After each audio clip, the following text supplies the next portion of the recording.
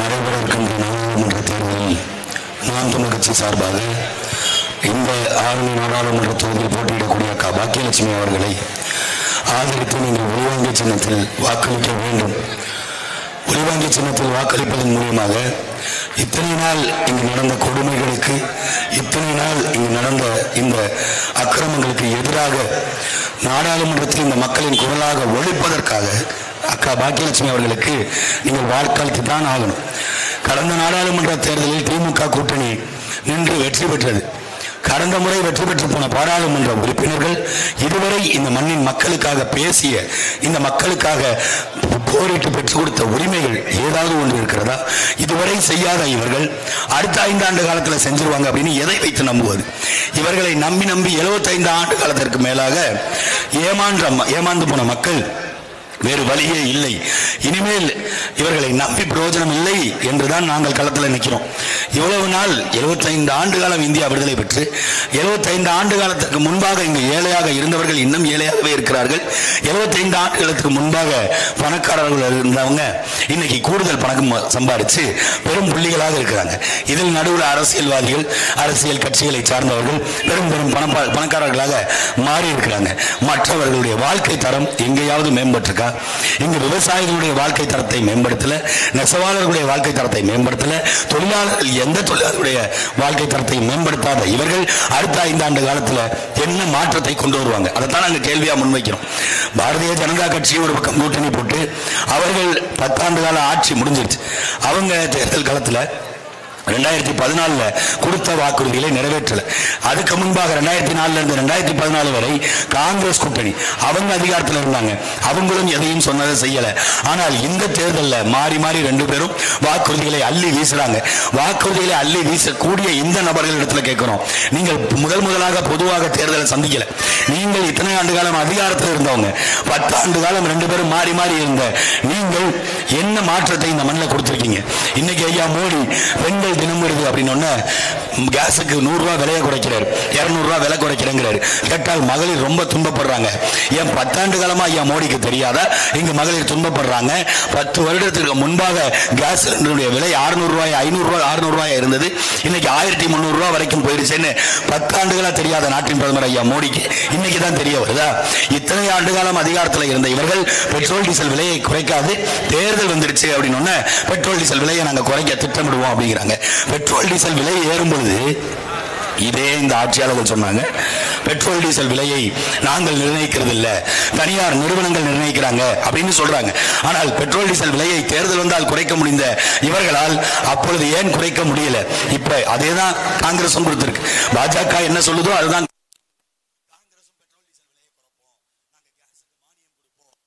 Cylinder 500 ரூபாய் கொண்டு கொடுப்போங்கிறாங்க.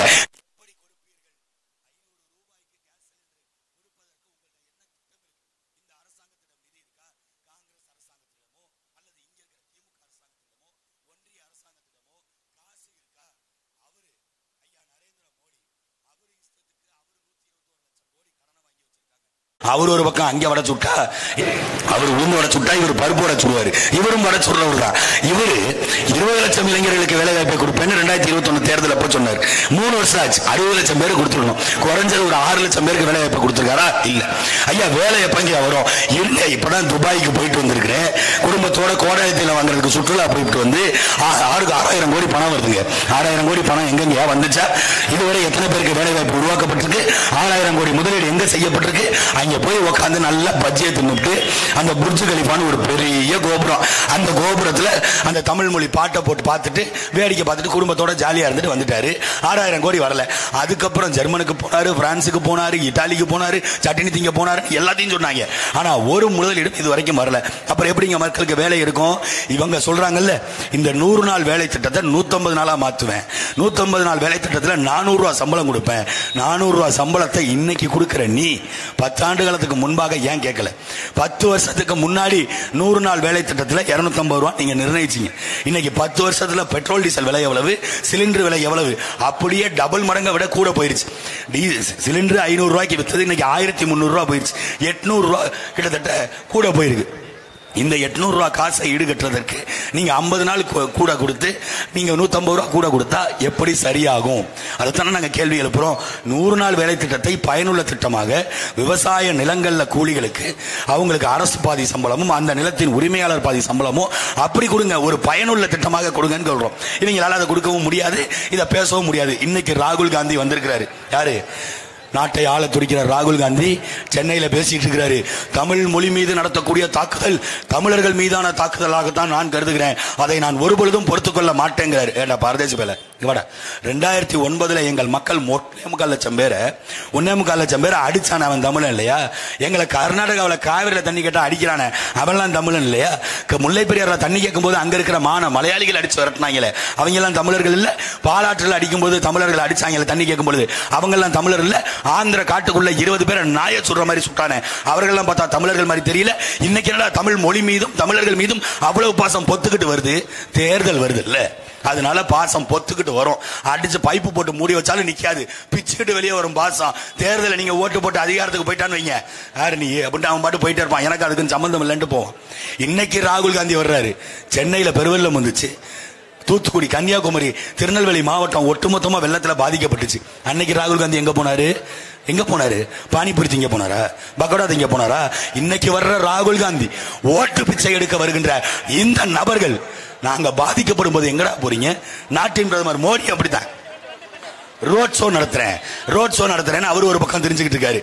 தெருவுல குடுகுடுப்பாக்காரன் வருவான்ல, நல்ல காலம் பிறக்குதுன்னு, அந்த மாதிரி குடுகுடுப்பு அடிக்கிறதுக்கு வந்திருக்கிறாரு. ஐயா மோடி அவர்களே தமிழ்நாட்டுக்கு பொதுவாக இந்த ஜாதகத்தை நம்ம நம்புறது இல்லை. ஜாதகத்திலாம் சொல்லுவாங்க 7 நாட்டு சனி பிடிச்சிருக்குப்பா அப்படிம்பாங்க. அப்படி இந்த நாட்டுக்கு 10 ஆண்டு கால சனியாக பிடிச்சிருக்கிற இந்த மோடி அவர்கள் தெருவில் நடந்து இல்லை, உருண்டு இல்லை, அங்க பிரச்சனை பண்ணிட்டு வந்து இல்லை, தெருவில் நீ சோத்த போட்டு தின்னாலும் ஒரு பயம் உனக்கு ஓட்டு போட மாட்டான். ஏன்னா நாங்கள் வெள்ளத்தில் நீ பாதிக்கப்பட்ட பொழுது வேடிக்கை பார்த்த 37,000 கோடி நிவாரண தொகை கேட்டப்ப நாட்டின் பிரதமர் மோடி வாய் திறந்து பேசல. நிர்மலா சீதாராமன் இன்னைக்கு 2 நாள் சுற்றுப்பயணமாக தமிழ்நாட்டுக்கு வரக்கூடிய இந்திய ஒன்றிய நிதித்துறை அமைச்சர் அன்னைக்கு நிதி அமைச்சராக இருக்கும் பொழுது 2 நாள் ஆய்வு செய்ய வந்தாங்க. 37,000 கோடி நிதி கேட்டதுக்கு ஒத்த பைசா கொடுக்கல. அதை உடனே மடைமாற்றி ஐயா உதயநிதி ஸ்டாலின் ஒப்ப மூட்டு காசான்னு கேட்டாரு. அரசியல் நாகரிகத்தோட பேசணும்னு அப்படியே அந்த காசை மறந்துட்டான். நீங்க ஒப்ப மூட்டு காசான்னு நீ அவனை கேட்ட, அதே உங்களை கேட்டா அது வேற பிரச்சனை. நாங்கள் கேட்ட நிதி எங்களுடைய வரி வருவாயை எடுத்துட்டு போய் நீங்க ஒட்டுமொத்தமா காசு இந்த மத்திய ஒன்றிய அரசாங்கம் கையில வச்சுக்கிட்டு எங்களுக்கு எதையும் செய்ய மாட்டேன்னு அப்புறம் நீ எதுக்கு? ஐயா மோடி கருப்பு பணத்தை மீட்கிறேன்னு சொன்னாரு, இது வரைக்கும் மீட்டுக்காரா? சொன்ன எதையுமே செய்யல. இது எப்படி தெரியுமா இருக்கு? நேற்று இரவு வரைக்கும் ஒருத்தன் கொலை பண்ணுவான், காலையில எந்திரிச்சு கொலை பண்றதா அவனோட தொழிலாவே இருக்கும். காலையில எந்திரிச்சு நான் இனிமே யாரையும் கொல்ல மாட்டேன், நான் ரொம்ப நல்லவன் அப்படின்னு சொன்னா நீங்க நம்பிடுவீங்களா? முத நாள் நைட்டு வரைக்கும் அவன் திருடுறதே தொல்லை வச்சிருவான், பிட் பாக்கெட் அடிக்கிறத. அவன் காலையில எந்திரிச்சு நான் திருட மாட்டேங்க, நான் யோக்கியங்க அப்படின்னு சொன்னா நம்பிடுவோமா? அதை எப்படி நம்ப மாட்டோமோ அப்படித்தான் இவங்களையும் நம்ப கூடாது. 10 வருஷமா வேலை வாய்ப்பு கொடுக்கறேன்னு கொடுக்கல, கருப்பு பணத்தை ஒழிக்கிறேன்னா ஒழிக்கல, ஒவ்வொருத்தருடைய வங்கி கணக்கிலையும் 15 லட்சம் ரூபாய் போடுவேன்னா அதுவும் போடல, 500,000 செல்லாது. நீங்க பண மதிப்புல 100 நாள் பொறுத்துக்கங்க, 100 நாள்ல இந்தியா வல்லரசு ஆகும்னா அதுவும் நடக்கல. இப்ப கேட்கிறாங்க பத்திரிகையாளர்கள், ஐயா 2020 அப்துல் கலாம் கனவு கண்டாரு வல்லரசு ஆகும்னு, 2024க்குள்ளேயாவது நான் நடத்தி முடிச்சிடறேன்னு சொன்னீங்களே, இப்ப எப்பங்கயா இந்தியா வல்லரசு ஆகும்னு கேட்டா 2047. சரி, ஒருவேளை 2047 இல்லைன்னா 2067, அப்படியே 2067 ஆகலன்னா என்னங்க பண்றது? அது 2087 ஆயிரும். இப்படி 20 வருஷமா தள்ளி போடுறான். இதுதான் இந்த காமெடியை பார்க்கும்போது நமக்கு என்ன தோணுதுன்னா, கும்கி படத்துல தம்பிராமையாவே கேட்பாருல, ஐயா 52 வயசு ஆச்சு, எனக்கு ஒரு ஜோசியத்தை பாரு. 52 வயசு வரைக்கும் கஷ்டப்பட்டு துன்பப்பட்டு துயரப்பட்டு கருமாயப்பட்டு அதுக்கப்புறம் அதுவே பழகிடும். அந்த மாதிரி இந்தியா கடைசி வரைக்கும் இவங்க வல்லரசு ஆக்க மாட்டாங்க. இந்தியாவை வித்துட்டு போற வேலையா பார்ப்பாங்க. நாட்டின் பிரதமர் ஐயா மோடி இன்டர்நேஷனல் புரோக்கர், வெளிநாட்டில் இருக்கிற எல்லா நிறுவனமும் வா, என் நாட்டில் விவசாயிகள் இருக்கிறான், விவசாய நிலம் இருக்குது, இங்க இருக்கிற நிலத்தை எடுத்துக்க, இங்க இருந்து நீரை எடுத்துக்க, இங்க இருக்கிற மின்சாரத்தை பயன்படுத்திக்க, இங்க இருக்கிறவனுக்கு வேலை வாய்ப்பை கொடு, இங்க இருந்து கனிம வளத்தை நீ எடுத்துட்டு போ, ஆத்து மணலை திருடிட்டு போ, மலையை உடைச்சு எடுத்துட்டு போ, மீத்தேன் எடு, ஹைட்ரோ கார்பன் எடு, நீ என்ன இலவு வேணாலும் எடு, எனக்கு காசை கொடு. இவ்வளவுதான் புரோக்கருடைய வேலை. ஒரு வீட்டு புரோக்கர் என்ன பண்ணுவாரு? போவாரு, அந்த வீட்டினுடைய உரிமையாளர் சொல்லியிருப்பாரு, இந்த வீட்டுல ஆணி அடிக்க கூடாது, செவுத்துல கிறுக்க கூடாது, இதெல்லாம் சொல்லி அனுப்புவாரு.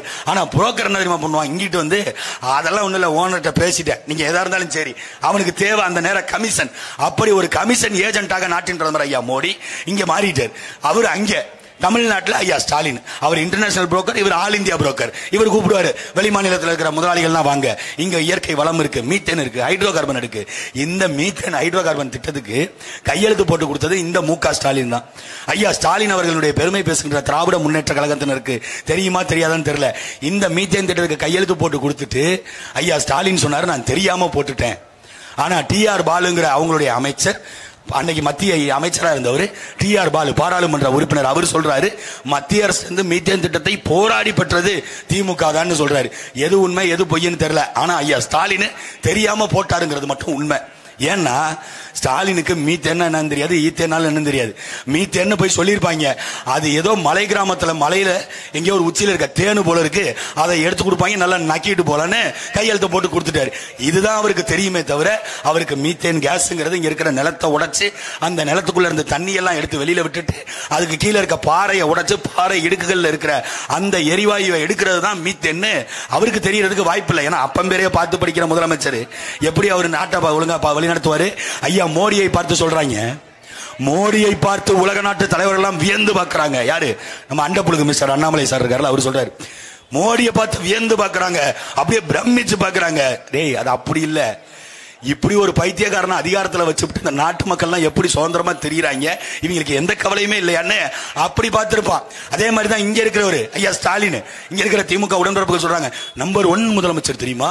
எதுல நம்பர் 1? டாஸ்மார்க் சாராயம் விற்கிறதுல நம்பர் 1. 45,000 கோடி இந்தியாவிலே எவனும் விற்கல, தமிழ்நாடு தான் முதல் இதாக வித்துக்கிட்டு இருக்கு. வருஷத்துக்கு 45,000 கோடி டார்கெட் போட்டு சாராயம் விற்கிறதுல நம்பர் 1. ஆத்து மணல் இருக்குல்ல, ஆத்து மணலை திருடி அதை வித்து காசு சம்பாதிக்கிறதுல தமிழ்நாட்டு முதலமைச்சர் நம்பர் 1. மலையை உடைச்சு வித்து அதுல காசு பார்க்கறதுல தமிழ்நாட்டில் ஐயா இந்தியாவிலேயே நம்பர் 1 முதலமைச்சர் ஐயா ஸ்டாலின் தான். போதைப் பொருள் இருக்குல்ல, போதைப் பொருள் அதெல்லாம் விற்கிறதுல அதிகமாக வருமானம் சம்பாதிக்கின்ற ஒரே கழகம் திராவிட முன்னேற்ற கழகம். ஏன் தெரியுமில்ல, 3000 கோடிக்கு ஜாஃபர் சாதிக்குங்கிற ஒருத்தன் 3000 கோடி மித்து போதை பொருள் அதை வெளிநாட்டில இருந்து கொண்டு வந்து இங்க வச்சு இங்க இருந்து வெளிநாட்டுக்கு ஏற்றுமதி செய்யறான். அவனுக்கு திமுக அயலக அணி பொறுப்பாளர் பதவி கொடுக்கப்படுது. ஒன்னும் தப்பெல்லாம் ஒண்ணும் இல்ல. ஐயா ஸ்டாலின் சாராயம் விற்கிறாரு, அவன் போதை மருந்து வச்சிருக்கான், அவ்வளவுதான் வித்தியாசம். ஒரு அரசு சாராயத்தை விற்கலாமா? டாஸ்மார்க் கடைகளை இழுத்து மூடுவேன்னு இதே ஐயா ஸ்டாலின் 2016 தேர்தல் அறிக்கை கொடுத்தாரு. ஒரு அம்மா ஒருத்தவங்க கேட்கறாங்க ஐயா உதயநிதி ஸ்டாலின், ஐயா 2016 ஐயா கலைஞர் கருணாநிதி இருக்கும் பொழுது இந்த மாதிரி டாஸ்மார்க் கடையெல்லாம் இழுத்து மூடுவேன்னு நீங்க ஒரு வாக்குறுதி கொடுத்திருந்தீங்க, அதை இந்த முறை நிறைவேற்றிருங்க அப்படின்னு சொல்றாங்க. உதயநிதி ஸ்டாலின் 2016 நீ கலைஞருக்கு ஓட்டு போட்டியா அப்படின்னு கேட்கிறாரு. இது என்ன எகத்தாலும் உங்க அமைச்சர் பதவி, உங்கள்ட்ட ஒரு அமைச்சர் பொறுப்பு இருக்குது, உங்கள்ட்ட கேள்வி கேட்கிறாங்க, இதை செஞ்சு கொடுங்கன்னு மக்கள் கோரிக்கை வைக்கிறாங்க, நீ ஓட்டு போட்டியா அப்படின்னு கேட்கறதுக்கு பேரு எவ்வளவு திமிர்த்தனம். அது ஒரு பக்கம்னா, இன்னொரு பக்கம் இந்த பொன்முடின்னு ஒருத்தர் இலவச திட்டங்களை விமர்சிக்கிறேன், இலவச திட்டங்களை மக்கள்கிட்ட கொண்டு போய் எளிதா சேர்க்கிறேன் அப்படின்னு கிண்டல் பண்றது. பெண்களுக்கு இலவச பேருந்து பெண்கள் கேட்டாங்களா? பெண்கள் அவர்கள் கௌரவத்தோடு காசு கொடுத்து பேருந்துல பயணிச்சுக்கிட்டு இருந்தாங்க. இப்ப இலவச பேருந்து விட்டு அந்த கண்டக்டர் பஸ் டிரைவர்லாம் எப்படி தெரியுமா நடத்துறான்? பெண்களை இலவசமா தானே வர்ற, இந்த அங்க ஏற மாட்டியா, அங்க ஏற மாட்டியா, பஸ் ஸ்டாப் தள்ளி நிறுத்துறது, ஏன் கை காட்டினா நாங்க நிறுத்தணுமான்னு கேட்கறது, இந்த மாதிரி குளறுபடிகள் நடந்துச்சு. இது ஒரு பக்கம் இருக்க, இன்னொரு பக்கம் ஒரு அமைச்சர் பொன்முடிங்கிற அமைச்சர் அவர் சொல்றாரு, இங்க இருந்து அங்க போனா ஓசி, இங்க இருந்து அங்க வரணும்னாலும் ஓசி, ஓசியில போறீங்க, நாங்க ஓசியில போறோம், நீ எதுல போற? நீ போறிய ஏசி காரு, அதுவே நாங்க ஓசியா கொடுத்த பிச்சை தான் மிஸ்டர் பொன்முடி. நாங்க வரி பணம் கொடுக்கலன்னா உங்களுக்கு அமைச்சர் பரப்புக்கு காசு இல்ல, அமைச்சருக்கு செலவு பண்ண காசு இருக்காது, அதை கொடுத்ததே நாங்க தான். எங்க மக்களை பார்த்து, எங்கள் தாய்மார்களை பார்த்து ஓசியில போற, நீ போவ ஓசியில கழித்திங்கிறதுக்கு தயாராயிரு. கட்டாயம் நாம் தமிழர் அரசாங்கம் இந்த மண்ணில் அமையும் பொழுது பொன்முடி வகைராக்கள், துரைமுருகன் வகைராக்கள், அதே போல செந்தில் பாலாஜி வகைராக்கள், ஐயா ஸ்டாலினுடைய வகைராக்கள், உதயநிதி ஸ்டாலின் வகைராக்கள், அண்ணா ஆராசா வகைராக்கள், ஒட்டுமொத்த பேரும் ஓசி சோறு சென்ட்ரல் புழல் ஜெயில உட்காந்து கழிதிம்பிங்க, நாங்க திங்க வைப்போம். இது நடக்குதே இல்லை மட்டும் பாருங்க. இவங்க எல்லா பணத்தையும் கொள்ளையடித்து வெளிநாட்டின் போதைப் பொருள் கடத்துற ஒருத்தர் அயலக அணி பொறுப்பாளர் கொடுத்து வச்சிருக்கிற கட்சி அது உருப்பிடுமா? சாராயம் வித்தீங்க, நாட்டில் சாராயத்தை வித்தீங்க, பல பேரோட தாலி அறுத்தீங்க. இங்க தாலிக்கு தங்கம் கொடுக்கிற திட்டம் ஒன்று இருந்துச்சு, அது அந்த அம்மையார் ஜெயலலிதா கொண்டு வந்து அந்த திட்டத்தை கொண்டு வந்துட்டு அதுக்கு பின்னாடியே டாஸ்மாக் கடைகளை விரிவாக்கம் பண்ணாங்க. அதுக்கு தான் அன்னைக்கு அம்மையார் ஜெயலலிதாவை பார்த்து இந்த கோவன் ஒரு கேனப்பை ஒருத்தன் இருக்கான் திருச்சிக்காரன், அவன் பாட்டு போட்டுக்கிட்டு இருந்தான், ஊத்தி கொடுத்த உத்தமனிக்கு உல்லாசம் அப்படின்னு சொல்லி தான் பாட்டு பாடினான். அந்த பாடல்களை மேடைகளில் போட்டு வாக்கு சேகரித்த இந்த திராவிட முன்னேற்ற கழகம் அன்னைக்கு அம்மையார் ஜெயலலிதா ஊத்தி கொடுத்தாங்கன்னா இன்னைக்கு ஐயா ஸ்டாலின் என்ன உருட்டி கொடுக்கிறாரா? அவரும் ஊத்தி தானே கொடுக்கிறாரு. இந்த டாஸ்மாக் கடைகள் மூலமாக வரக்கூடிய வருமானத்தை நீங்க எப்படி நீங்க அரசாங்க செலவுக்கு பயன்படுத்துறீங்க? இதே அறிஞர் அண்ணா, திமுக சொல்லுது அறிஞர் அண்ணாவின் வழிவந்த கட்சிங்க. அறிஞர் அண்ணாவின் வழிவந்த கட்சி அண்ணாவே சொல்லி இருக்கிறாரு, சாராய கடையிலிருந்து வரக்கூடிய வருமானத்தை எடுத்து ஆட்சி செய்வதற்கு பதிலாக துண்டை உதறி தோல்ல போட்டு நான் பாட்டு போயிட்டே இருப்பேன்னு அறிஞர் அண்ணா சொன்னார். அறிஞர் அண்ணா சொன்னதை செய்யல. இன்னைக்காவது அறிஞர் அண்ணா சொன்னதை செய்வீங்களா? செய்யறதுக்கு தயாரா இருக்கீங்களா? அப்ப மக்களை கேவலப்படுத்துறது, அந்த காசை வச்சுக்கிட்டு இலவசம் கொடுக்கிறோம் 8 லட்சம் கோடி கடன் யாரை கேட்டு வாங்கினாங்க? 1000 ரூபாய் இல்லத்தரசிகள் கொடுக்குறாங்க. அந்த இல்லத்தரசிகள் கொடுக்குற 1000 ரூபாய்க்கும் ஒரு அமைச்சர் கிண்டல் பண்றாரு. அமைச்சருடைய பையன் கிண்டல் பண்றான். கதிரானந்தன் இங்க பக்கத்துல தான், கை கிட்ட தூரத்துல தான் இருக்கிறாரு. வேலூர் நாடாளுமன்ற உறுப்பினர், இன்னைக்கு நாடாளுமன்றத்துக்கு போட்டியிடக்கூடியவர் அவரு கதிரானந்த். அவர் சொல்றாரு, என்ன எல்லாரும் பல இருக்கீங்க, மேக்கப் போட்டிருக்கீங்களா, ஃபேர் அண்ட் லவ்லி போட்டிருக்கீங்களா? ஓ, காசு வந்துச்சா? யாரு? ஸ்டாலின் கொடுத்த காசு வந்துச்சா? அதுல மேக்கப் போட்டு வந்துட்டீங்களா அப்படிங்கிறாரு. நம்ம ஆளுங்களும் கைத்தட்டி ரசிக்கிறாங்க. அப்பா எவ்வளவு எதுக்க முன்ன நல்லா பேசுறாரு. இந்த டோன் அப்படியே வச்சுக்கோங்க. ராகவா லாரன்ஸ் காஞ்சனான்னு ஒரு படத்தில் நடிச்சிருப்பாருல்ல, அதுல சொல்லுவார்ல, தெரிஞ்சிருச்சா, எல்லாருக்கும் தெரிஞ்சிச்சா அப்படின்பாருல. இது ரெண்டும் ஒண்ணுதான். நம்ம ஆளுங்களுக்கு கோபம் வந்திருந்து, ஏண்டா என் காசை எடுத்து நீ திருப்பி எனக்கு கொடுத்து அந்த காசுல நான் மேக்கப் போட்டு வந்து எனக்கு கிண்டல் பண்றியா? ஏண்டா நீ சம்பாரிச்சு கொடுத்துருக்க காசா இல்ல உங்க ஒப்பன் துரைமுருகன் சம்பாரிச்சு கொடுத்த காசா? உங்க 2 பேருக்கும் வாய் ரொம்ப நீளமா இருக்கு. அந்த வாய்க்கு நீ எங்களை பார்த்து மேக்கப் போட்டுக்கிறீங்க அப்படின்னு சொல்றல, அந்த வாய் 2 வாய்க்கும் சேர்த்து நாங்க தாராமடா உனக்குன்னு இந்த லிப்ஸ்டிக் எடுத்து கொடுத்துருக்கணும்ல. இந்த லிப்ஸ்டிக் எடுத்து 2 பேரும் துரைமுருகனும் அவருடைய பையனும் நீங்க ஒப்பனை பண்ணிக்கங்க. உங்களுக்கு வேணா இது நல்லா இருக்கும். எங்க அம்மாகளை பார்த்து, எங்கள் தாய்மார்களை பார்த்து கேவலப்படுத்துறது. இவன் ஒரு பக்கம்னா இவங்க அப்பா ஐயா துரைமுருகன் புதுமை பெண் திட்டத்தில் மாணவிகளுக்கு 1000 ரூபாய் கொடுக்கறத அவரு கிண்டல் பண்றாரு. இவங்க எல்லாம் என்ன நினைச்சிட்டு இருக்காங்கன்னா, இவங்க தான் அதிகாரத்தில் இருப்பாங்க கடைசி வரைக்கும், யாருமே இந்த மண்ணில் வேற யாரும் அதிகாரத்துக்கு வர முடியாது அப்படி நினைச்சுக்கிட்டு இருக்கான். நீங்கள் அப்படி நீங்க வாக்களிச்சீங்கன்னா ஒண்ணுமே செய்ய முடியாது. நீங்கள் அவர்களுக்கு நம்பிக்கையை முதல்ல கொடுக்காதீங்க. இந்த திமுக அதிமுக இந்த பாஜக காங்கிரஸால இதுவரை இங்க மாறிய ஏதாவது ஒன்று, இந்த 3 ஆண்டு காலத்தில் திமுக செய்த சாதனை ஏதாவது ஒன்றை சொன்னது செஞ்சிருக்கானா? 1000 ரூபாய் இல்லத்தரசிகளுக்கு கொடுக்கறதே 3 வருஷம் கழிச்சு தான் கொடுக்குறான். ஆனா இவனை பார்த்து காப்பி அடிக்கிற கர்நாடக அரசாங்கம் முதல் மாசத்துல இருந்தே கொடுக்குற, ஆட்சிக்கு வந்த உடனே இவன் 1000 ரூபாய் கொடுக்குறான், அவன் 2000 ரூபாய் கொடுக்குறான். இப்ப காங்கிரஸ் அதோட தேர்தல் அறிக்கையில கொடுத்திருக்கு, இந்தியா முழுக்க அந்த திட்டத்தை கொடுக்க போறோம். இந்தியா முழுக்க நீங்க கொடுத்தாலும் எல்லாருக்கும் கொடுத்தாலும் காசு எங்க இருந்து வரும்?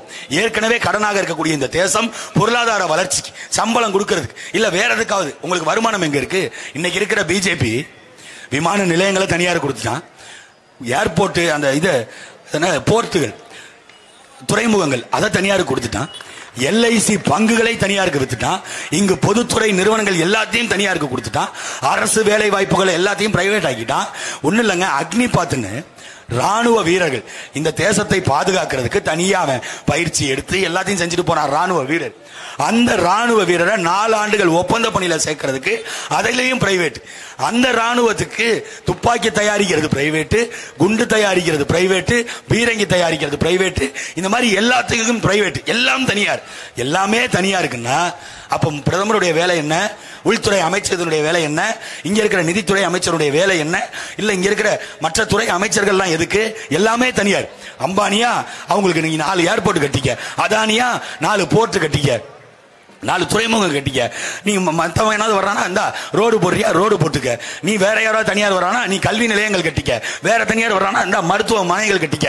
மருத்துவமனை, கல்வி எல்லாமே தனியார். ரோடு, தண்ணி விற்கிறது, இப்ப தண்ணியும் கொண்டு வந்து இனிமே தனியார் தான் கொடுக்க போறான். எல்லாத்தையும் தனியாருக்கு கொடுத்துட்டா அரசினுடைய வேலை என்ன? உட்காந்து முட்டையை உருட்டி விட்டு முட்டை போண்டா போட்டு திங்கிறதா?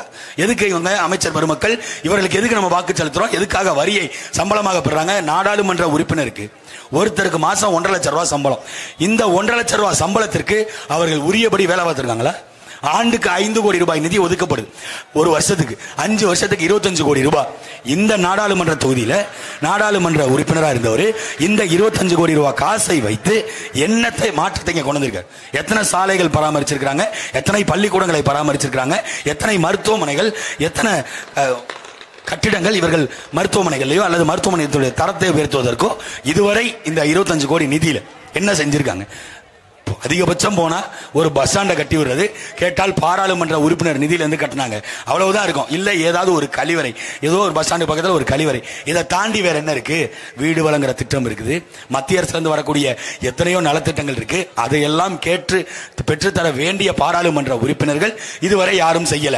இப்ப அடுத்த 5 ஆண்டு காலத்துல இவங்க எப்படி செய்வாங்க? ஐயா உதயநிதி ஸ்டாலின் சொல்றாரு, போற இடத்துல எல்லாம் நீங்க திமுக கூட்டணியை வெற்றி பெற வச்சுட்டா அடுத்து 5 வருஷத்துல ஒரு மாசத்துக்கு 2 நாள் வந்து அந்த தொகுதியில தங்கி இருந்து நாங்க வேலை பார்ப்போம் அப்படின்னு உதயநிதி ஸ்டாலின் வாக்குறுதி கொடுக்கிறாரு. சரி, உதயநிதி ஸ்டாலின் சொல்வது போல அந்த தொகுதியில போய் அவங்க தங்கி இருந்து வேலை பார்க்கறாங்கன்னா, ஐயா உதயநிதி ஸ்டாலின் போய் வேலை பார்க்கிறாருன்னா அந்த பாராளுமன்ற உறுப்பினருக்கு என்னதான் வேலை? அவர் போய் வேலை பார்க்கணும்னா இவர் பல்லாங்குழி விளையாட போறாரா பாராளுமன்றத்துக்கு? பாராளுமன்றத்தில் போய் எனக்கான உரிமைகளை கேட்டுப்படுற வக்கில் இவங்க பேசுறாங்க, கூட்டணி கட்சி காங்கிரஸை ஆதரிக்கணும். காங்கிரஸை முதல்ல நாங்க ஏன் ஆதரிக்கணும்? எங்களுக்கு பிஜேபி காங்கிரஸ் ரெண்டும் ஒண்ணு. பிஜேபியினர் இந்த மண்ணுக்கு என்னென்ன திட்டங்கள்லாம் கொண்டு வர்றாங்களோ, சிஏஏ, என்பிஆர், என்ஆர்சி, என்ஐஏ சட்டம், ஃபாரஸ்ட் அமெண்ட்மெண்ட் ஆக்ட், வேளாண் திருத்த சட்டம், நீட்டு, இது எல்லாமே காங்கிரஸ் கொண்டு வந்தது. காங்கிரஸ் முதல்ல வரைவு போடுறான், அதை இன்னைக்கு இருக்கிற பிஜேபி செயல்படுத்துறான். காங்கிரசுக்கும் பிஜேபிக்கும் மாற்று கிடையாது. காங்கிரஸோட கூட்டணியில் இருக்கிற இந்த திராவிட முன்னேற்ற கழக தலைவர்கள் உங்கள்கிட்ட ஒரு கேள்வியை கேட்கிறோம். இதே பக்கத்துல இருக்கிற கர்நாடக மாநிலம் காவிரியில் எங்களுக்கான நதிநீர் உரிமையை கொடுக்க மாட்டேங்கிறான். 110 டிஎம்சி தண்ணியை இப்பயும் கொடுக்க முடியாதுன்னு அவன் சொல்லிட்டு இருக்கான். அந்த 110 டிஎம்சி தண்ணியை பெற்றுக் கொடுக்க ஐயா ஸ்டாலினால முடியுமா? இதுவரை அதுக்கு முயற்சி எடுத்திருக்காரா? நேற்று அந்த மாநிலத்தை ஆளக்கூடிய முதல்வர் சித்தராமையா அப்படிங்கிறவரு அவர் சொல்றாரு, தமிழ்நாட்டுக்கு ஒரு சொட்டு தண்ணி கூட கிடையாது. மத்தியில காங்கிரஸ் ஆட்சிக்கு வந்தால் நாங்க மேகதாதுல அணையை கட்டுவோம்னு சொல்றாரு. அதை பெற்றுக் கொடுப்பதற்கு இவரால முடியும் ஐயா ஸ்டாலினால? இதுவரை இந்த நொடி வரை ஒரு வார்த்தை கூட கண்டிச்சு பேசல, ஒரு எதிர்ப்பு தெரிவிக்கல. இப்படி பேசாம இருக்கிற இந்த முதலமைச்சரை நம்பி, இந்த இந்தியா கூட்டணியை நம்பி எப்படி வாக்களிக்க முடியும்? அதை தான் நாங்க கேள்வி கேட்கிறோம். எங்களுக்கான உரிமையை தண்ணியை கூட பெற்றுக் கொடுக்க முடியாத இந்த முதலமைச்சர் நமக்கான உரிமைகளை எங்கிருந்து பெற்றுக் கொடுப்பார்? யாரிடமிருந்து பெற்றுக் கொடுப்பாரு? என்னத்தை வெடிச்சுக்கிட்டே கிடக்குறாங்க.